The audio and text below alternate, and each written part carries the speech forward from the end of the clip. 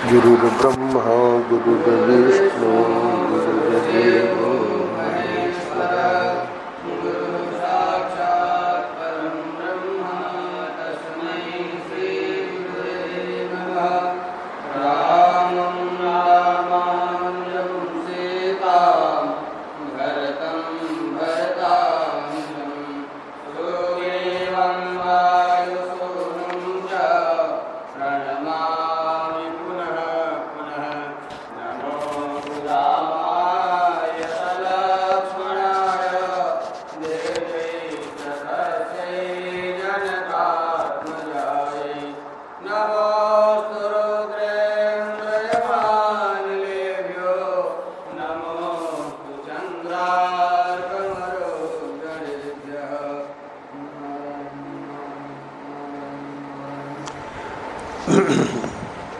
श्रीमद् वाल्मीकि रामायण युद्धकांड।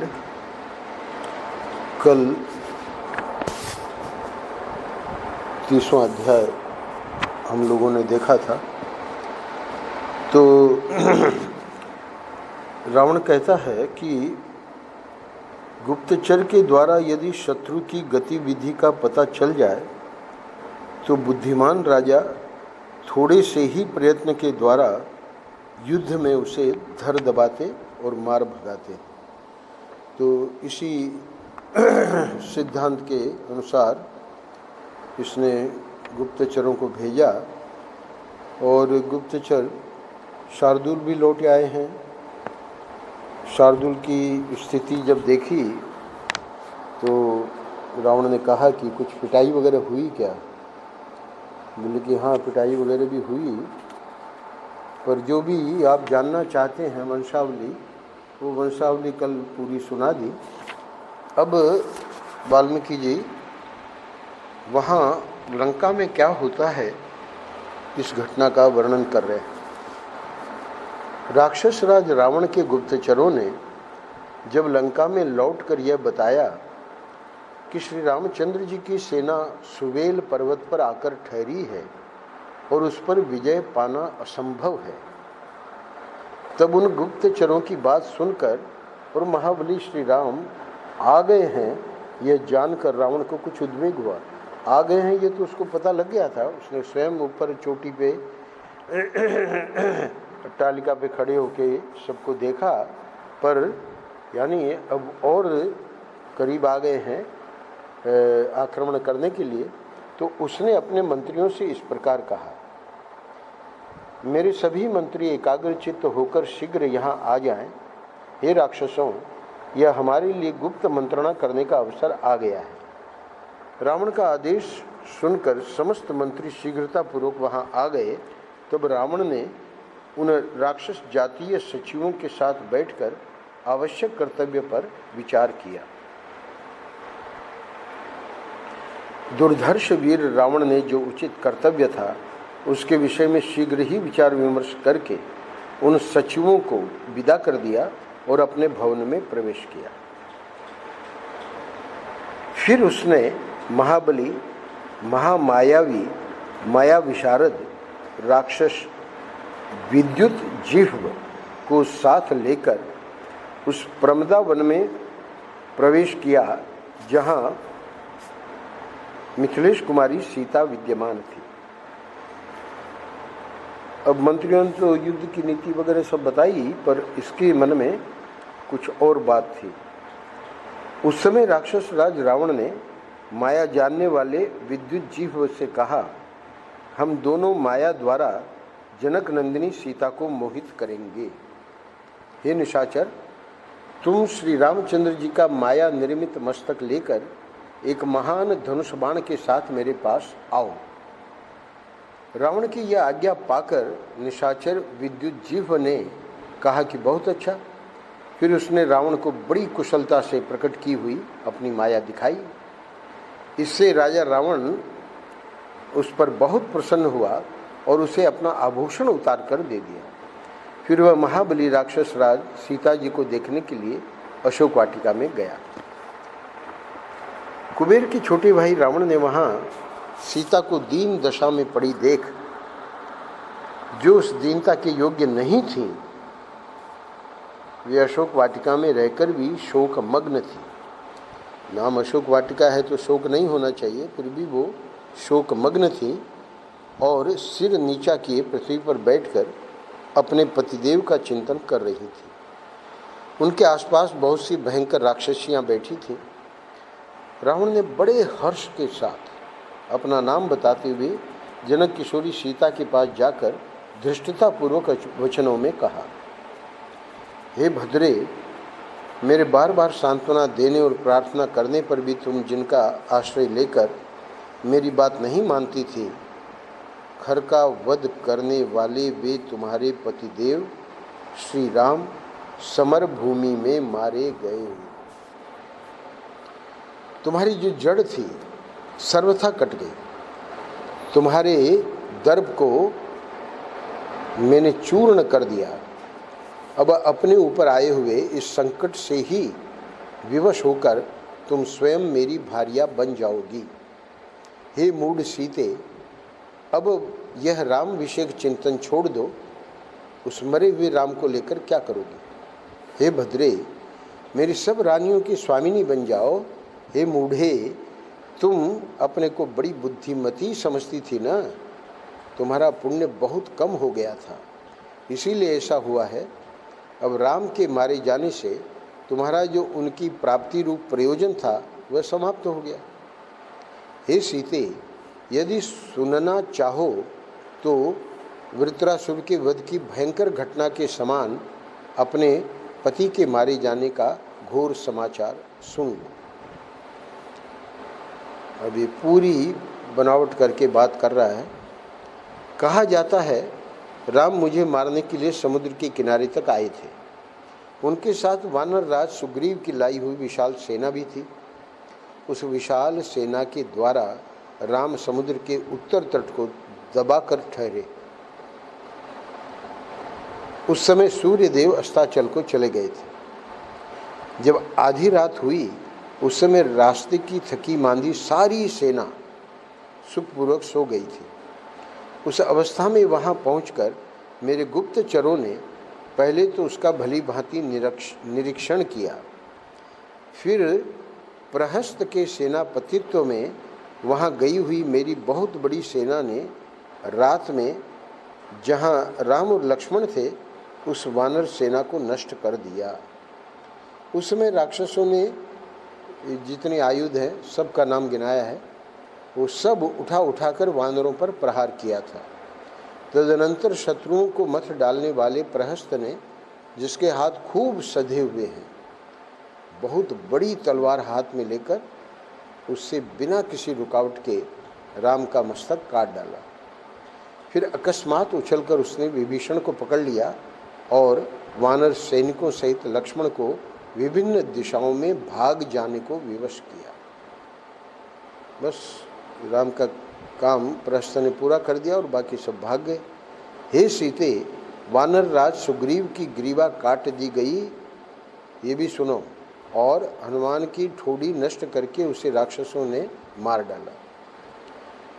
जामवान ऊपर को उछल रहे थे। उसी समय युद्ध स्थल में राक्षसों ने बहुत से पट्टिशों द्वारा उनके दोनों घुटनों पर प्रहार किया।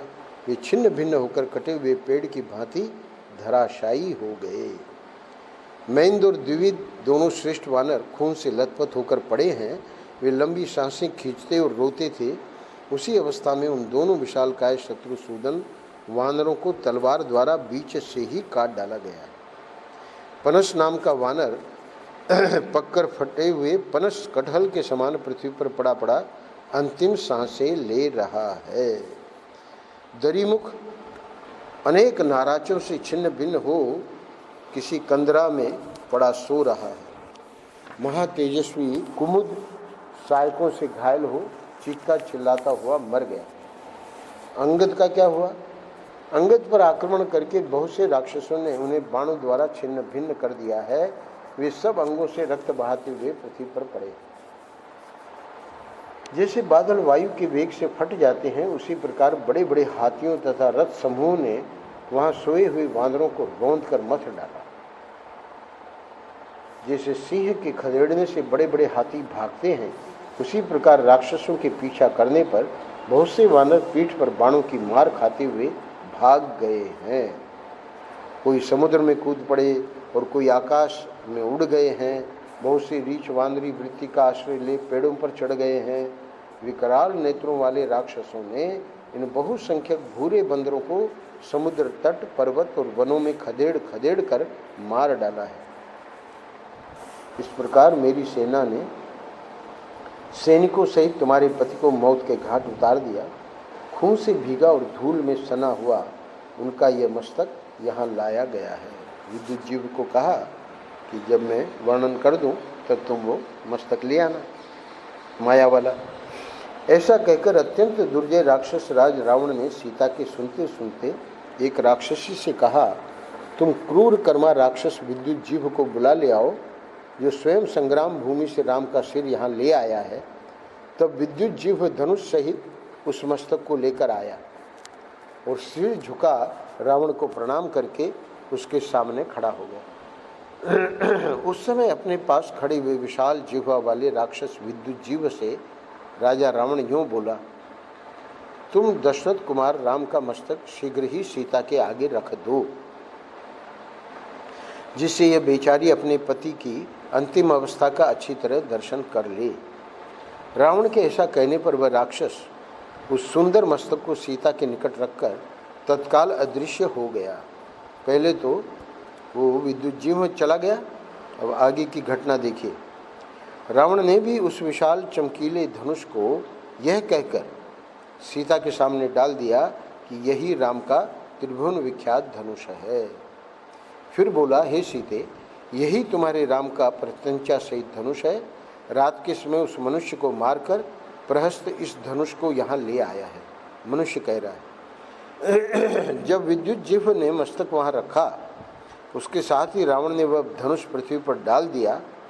तत्पश्चात वह विदेह राजकुमारी यशस्विनी सीता से बोला, अब तुम मेरे वश में हो जाओ। यहाँ पर 31वां अध्याय पूरा होता है। अब इस प्रकार से विस्तार में जब वर्णन किया तो और फिर बाद में वो मस्तक भी जब सामने आ गया माया वाला, तो सीता जगतजननी जगदम्बा को ये नहीं पता लगा कि ये माया का है। वहाँ शाल्व वाले युद्ध में जो वर्णन है भागवत जी में, वहाँ पर भी व्यास जी ने लिखा है कि भगवान कृष्ण जो देखे कि वसुदेव जी का कटा हुआ मस्तक, और वसुदेव जी तो वहाँ द्वारका में थे, पर उनको मार दिया गया है। तो एक क्षण के लिए भगवान वहाँ विचलित हो गए। और बाद में अगले श्लोक में सुखदेव जी लिखते हैं कि क्योंकि सुखदेव जी ने भी कथा सुनाई, तो वहाँ उसका निषेध करते हैं कि ऐसा संभव ही नहीं है कि भगवान विचलित हो जाए।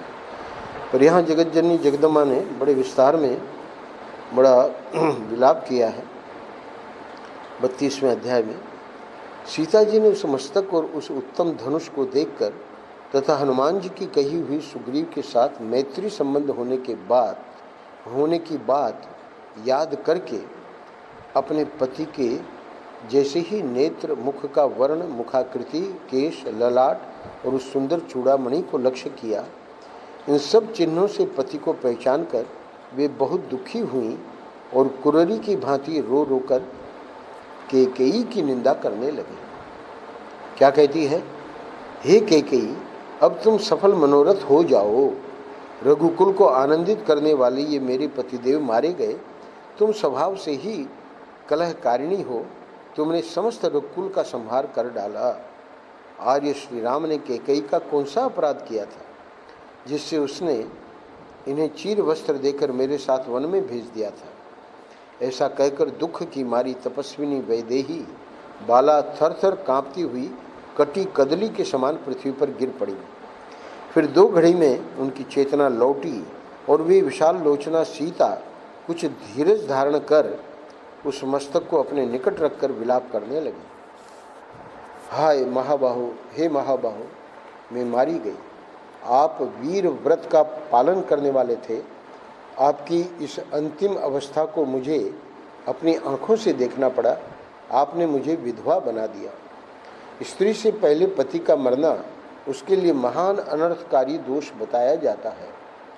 मुझ सती साध्वी के रहते हुए मेरे सामने आप जैसे सदाचारी पति का निधन हुआ, यह मेरे लिए महान दुख की बात है। मैं महान संकट में पड़ी हूँ, शोक के समुद्र में डूबी हूँ। जो मेरा उद्धार करने के लिए उद्यत थे, उन आप जैसे वीर को भी शत्रुओं ने मार गिराया। हे रघुनंदन, जैसे कोई बछड़े के प्रति स्नेह से भरी हुई गाय को उस बछड़े से विलग कर दे, यही दशा मेरी सास कौशल्या की हुई है।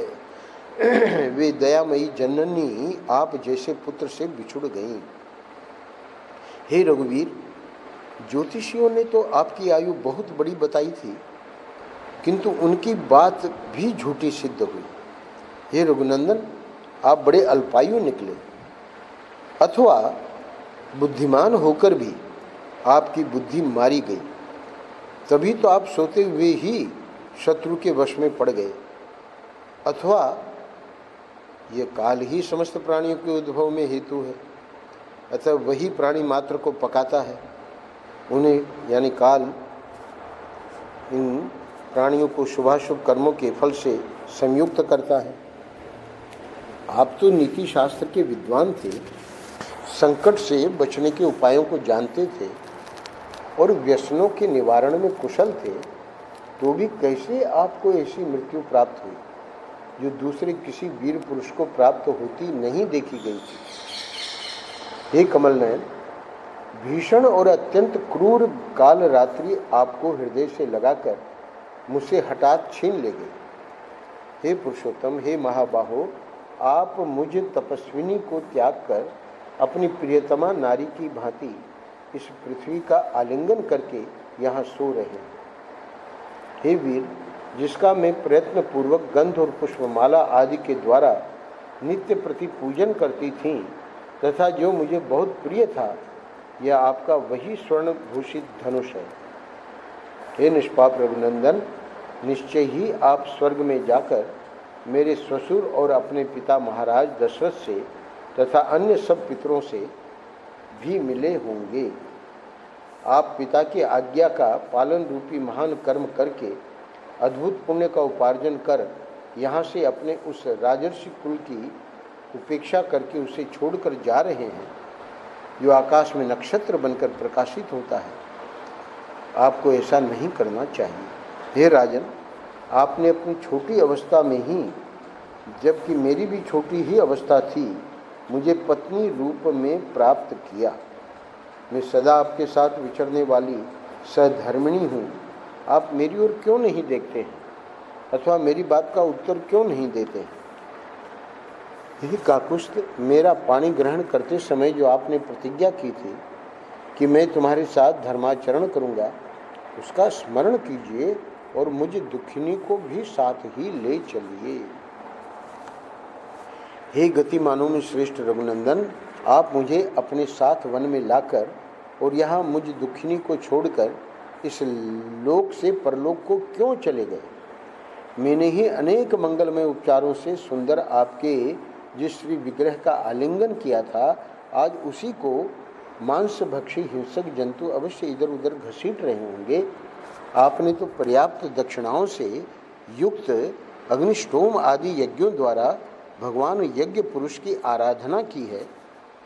फिर क्या कारण है कि अग्निहोत्र की अग्नि से दाह संस्कार का सुयोग आपको नहीं मिल रहा है? हम 3 व्यक्ति एक साथ वन में आए थे, परंतु अब शोकाकुल हुई माता कौशल्या केवल एक व्यक्ति लक्ष्मण को ही घर लौटा हुआ देख सकेंगी।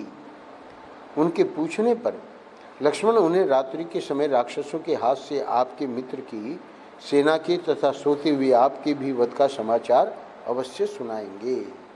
पूरी जो घटना सुनाई थी रावण ने, उसी को सत्य मान के और ये विलाप कर रही है। हे रघुनंदन, जब उन्हें ये ज्ञात होगा कि आप सोते समय मारे गए और मैं राक्षस के घर में हर लाई गई हूँ, तो उनका हृदय विदीर्ण हो जाएगा और वे अपने प्राण त्याग देंगी। फिर कौशल्या जो है वो जीवित नहीं रहेंगे। हाय मुझ अनार्या के लिए निष्पाप राजकुमार श्री राम, जो महान पराक्रमी थे, समुद्र लंघन जैसा महान कर्म करके भी गाय की खुरी के बराबर जल में डूब गए, बिना युद्ध किए सोते समय मारे गए। दशरथ नंदन श्री राम मुझ जैसी कुल कलंकिनी नारी को मोहवश ब्याह लाए। पत्नी ही आर्यपुत्र श्री राम के लिए मृत्यु रूप बन गई। जिनके यहाँ सब लोग याचक बनकर आते थे एवं सभी अतिथि जिन्हें प्रिय थे, उन्हें श्री राम की पत्नी होकर जो मैं आज शोक कर रही हूँ, इससे जान पड़ता है कि मैंने दूसरे जन्म में निश्चय ही उत्तम दान धर्म में बाधा डाली थी। मुझे भी रावण इस 31वें श्लोक से लगता है कि रावण अभी गया नहीं है। हे रावण, मुझे भी श्री राम के शव के ऊपर रखकर मेरा वध करा डालो। इस प्रकार पति को पत्नी से मिला दो। यह उत्तम कल्याणकारी कार्य है, इसे अवश्य करो। हे रावण, मेरे सिर से पति के सिर का और मेरे शरीर से उनके शरीर का संयोग करा दो। इस प्रकार मैं अपने महात्मा पति की गति का ही अनुसरण करूंगी। वाल्मीकि जी कह रहे हैं कि इस प्रकार दुख से संतप्त हुई विशाल लोचना जनकनंदिनी सीता पति के मस्तक तथा धनुष को देखने और विलाप करने लगी। जब सीता इस तरह विलाप कर रही थी, उसी समय वहाँ रावण की सेना का एक राक्षस हाथ जोड़े हुए अपने स्वामी के पास आया। उधर युद्ध की तैयारी हो रही है, तो इसने ये एक यहाँ इस प्रकार की घटना घटित की है। और अब जब आक्रमण उधर से हुआ तो जो राक्षस है वो आके रावण के पास क्या कहता है, आर्यपुत्र महाराज की जय हो कहकर रावण का अभिवादन किया और उसे प्रसन्न करके यह सूचना दी कि सेनापति प्रहस्त पधारे हैं। वो क्या कहता है रावण को, हे प्रभु, सब मंत्रियों के साथ प्रहस्त महाराज की सेवा में उपस्थित हुए हैं। वे आपका दर्शन करना चाहते हैं, इसीलिए उन्होंने मुझे यहाँ भेजा है। हे क्षमाशील महाराज, निश्चय ही कोई अत्यंत आवश्यक राजकीय कार्य आ पड़ा है, अतः आप उन्हें दर्शन देने का कष्ट करें। राक्षस की कही हुई यह बात सुनकर दशग्रीव रावण अशोक वाटिका छोड़कर मंत्रियों से मिलने के लिए चला गया। उसने मंत्रियों से अपने सारे कृत्य का समर्थन कराया और श्री रामचंद्र जी के पराक्रम का पता लगाकर सभा भवन में प्रवेश करके वह प्रस्तुत कार्य की व्यवस्था करने लगा। अब जो प्रहस्त समाचार लेके आए हैं, तो क्योंकि भगवान राम ने आक्रमण कर दिया है, रावण के वहाँ से निकलते ही, ये 40वां श्लोक बहुत महत्वपूर्ण है, रावण के वहाँ से निकलते ही वह सिर और उत्तम धनुष दोनों अदृश्य हो गए, यानी माया के थे। जो सच्ची वस्तु होती है वो कहीं जा नहीं सकती, तो इसलिए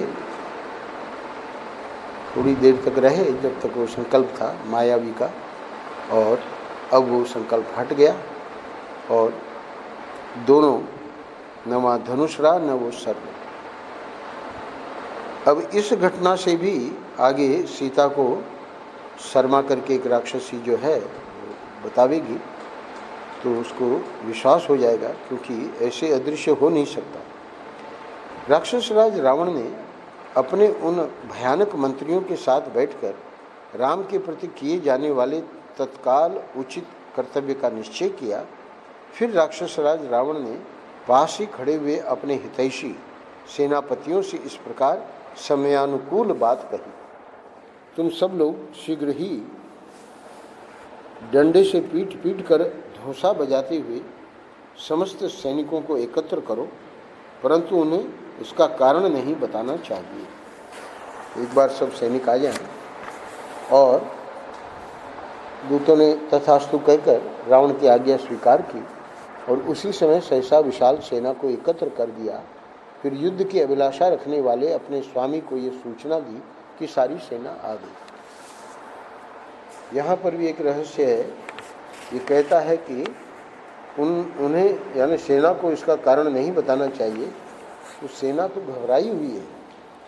उनको जब पता लगा कि इतनी असंख्य वानर सेना उनके साथ आई हुई है, तो इसलिए कह रहा है कि कारण मत बताना और बुलाओ उस सब सेना को। अब 33वें अध्याय में विदेह नंदिनी सीता को मोह में पड़ी हुई देख सरमा नाम की राक्षसी उनके पास उसी तरह आई जैसे प्रेम रखने वाली सखी अपनी प्यारी सखी के पास जाती है। सीता राक्षस राज की माया से मोहित हो बड़े दुख में पड़ गई थी। उस समय मृदु भाषिणी शर्मा ने उन्हें अपने वचनों द्वारा सांत्वना दी। शर्मा रावण की आज्ञा से सीता जी की रक्षा करती थी। सीता जी की रक्षा में कई राक्षसियां लगा रखी थी, ये भी उनमें से एक थी। उसने अपनी रक्षणीय सीता के साथ मैत्री कर ली थी।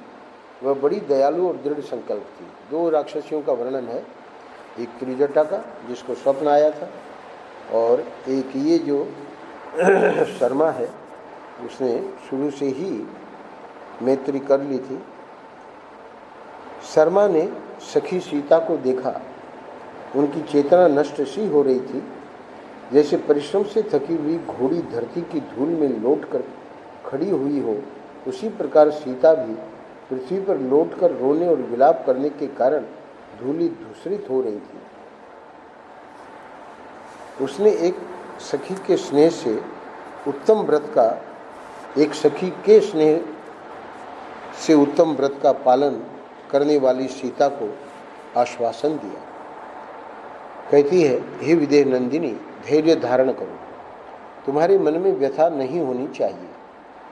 रावण ने तुमसे जो कुछ कहा है और स्वयं तुमने उसे जो उत्तर दिया है, वह सब मैंने सखी के प्रति स्नेह होने के कारण सुन लिया है। रावण को यही कहा कि हमको भी मार डालो। हे विशाल लोचने, तुम्हारे लिए मैं रावण का भय छोड़कर अशोक वाटिका में सूने गहन स्थान में छिपकर सारी बातें सुन रही थी। मुझे रावण से कोई डर नहीं है।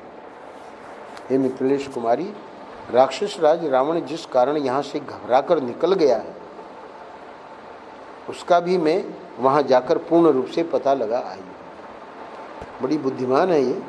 तो अब चूँकि वो आया था राक्षस और कहा कि प्रहस्त ने आपको याद किया है, और फिर वो जब गया तो ये भी वहाँ जाकर और वहाँ की सब घटना, तो अब जब युद्ध ही खत्म हो गया है तो फिर ये सब जो वहाँ जाके शर्मा ने सुना कि अब हमको आक्रमण करना है, तो वो समझ गई कि ये सब माया का है। भगवान श्री राम अपने स्वरूप को जानने वाले सर्वज्ञ परमात्मा है। कौन कह रही? शर्मा सीता जी को। उनका सोते समय वध करना किसी के लिए भी सर्वथा असंभव है। जैसे मैंने बताया, कर्तुम रामस्य वित्तात्मन है, पर ये जो कम से कम अनुवाद करने वाले हैं वे भगवान श्री राम।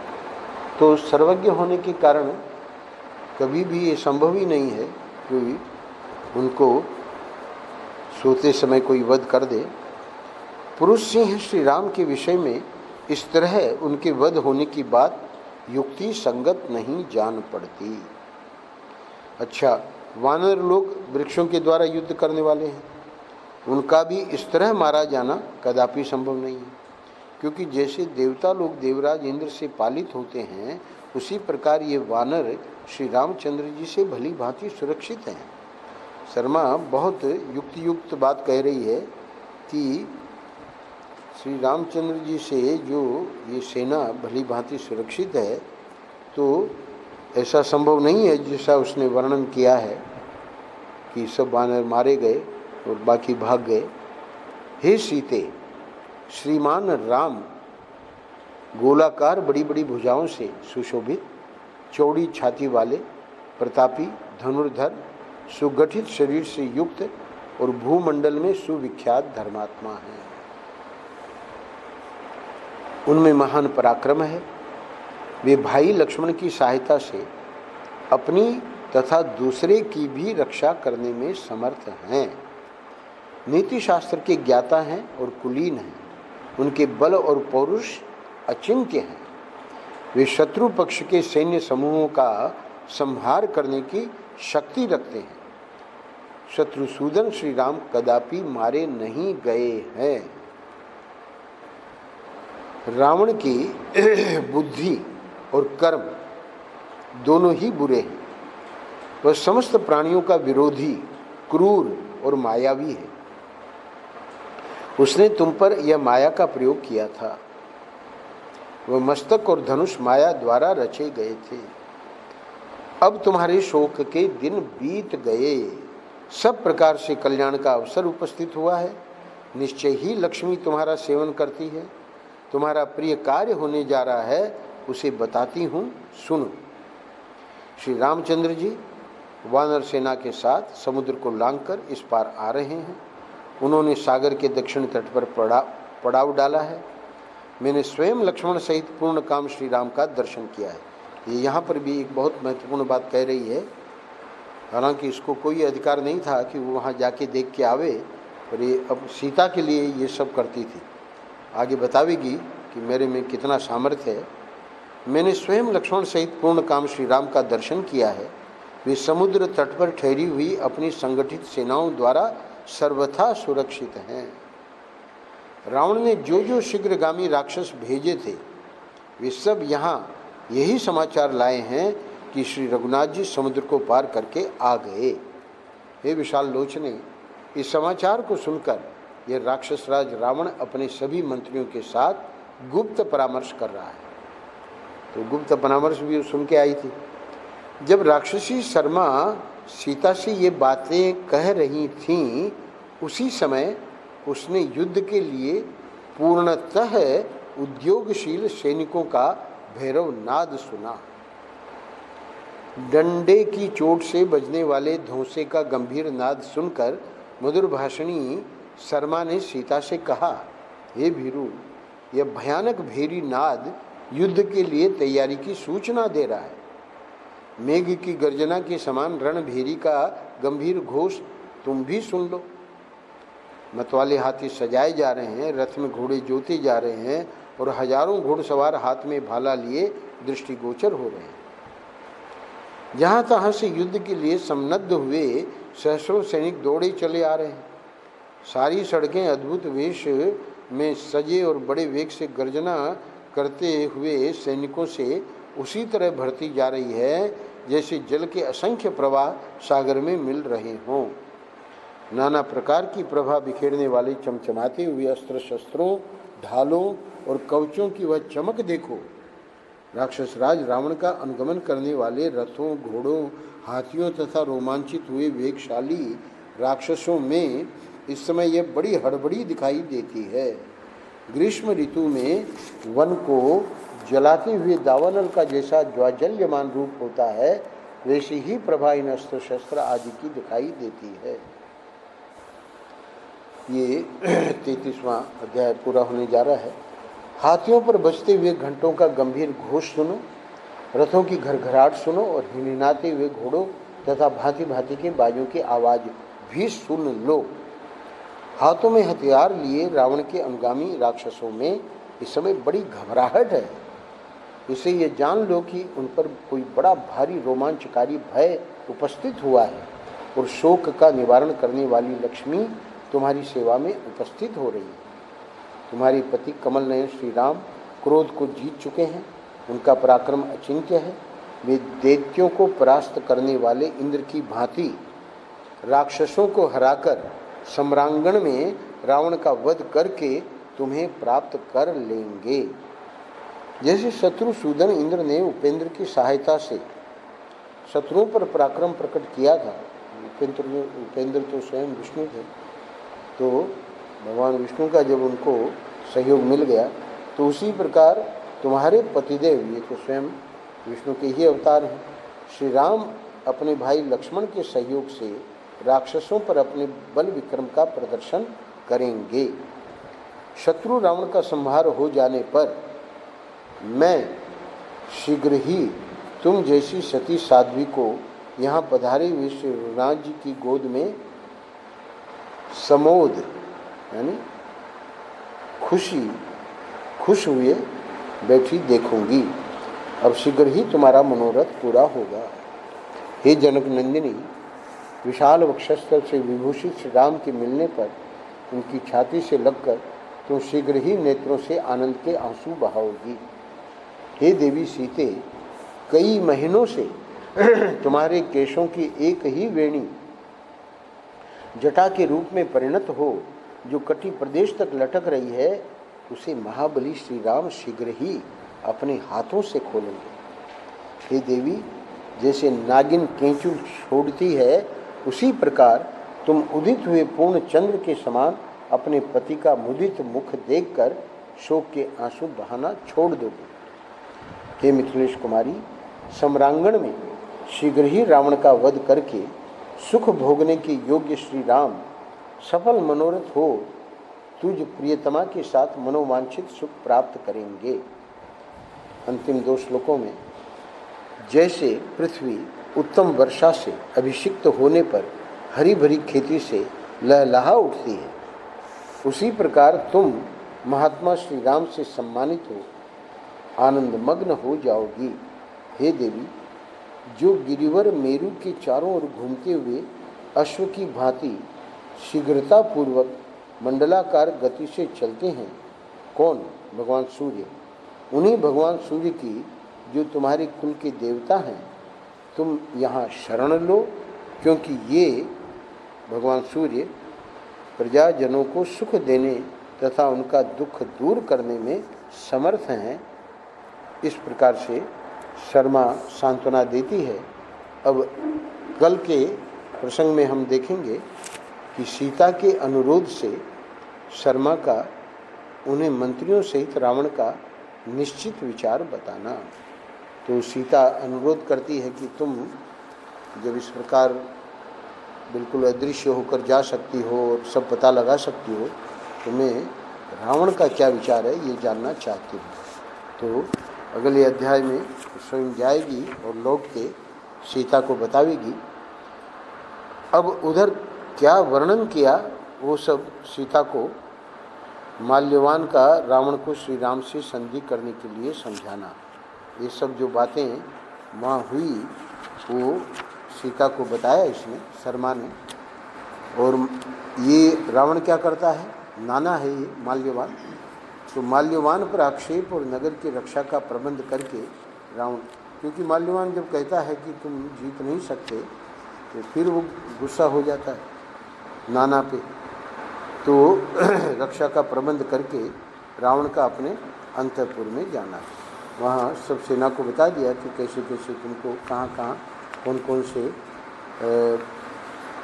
पूर्व पश्चिम उत्तर दक्षिण, तो वो सब पूरी व्यवस्था करके अंतःपुर में गया।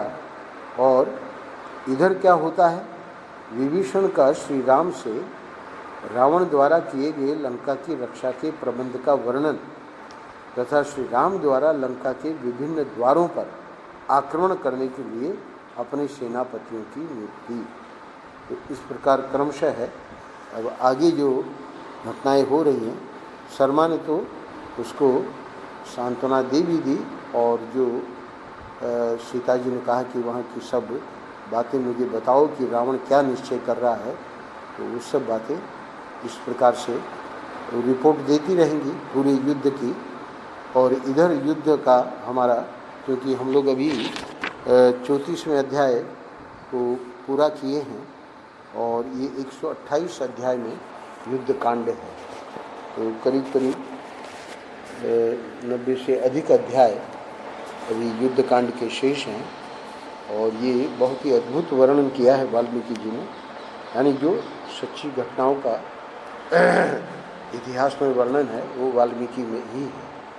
और जो भक्ति का जो है ग्रंथ वो है श्री रामचरितमानस। नारायण नारायण नारायण।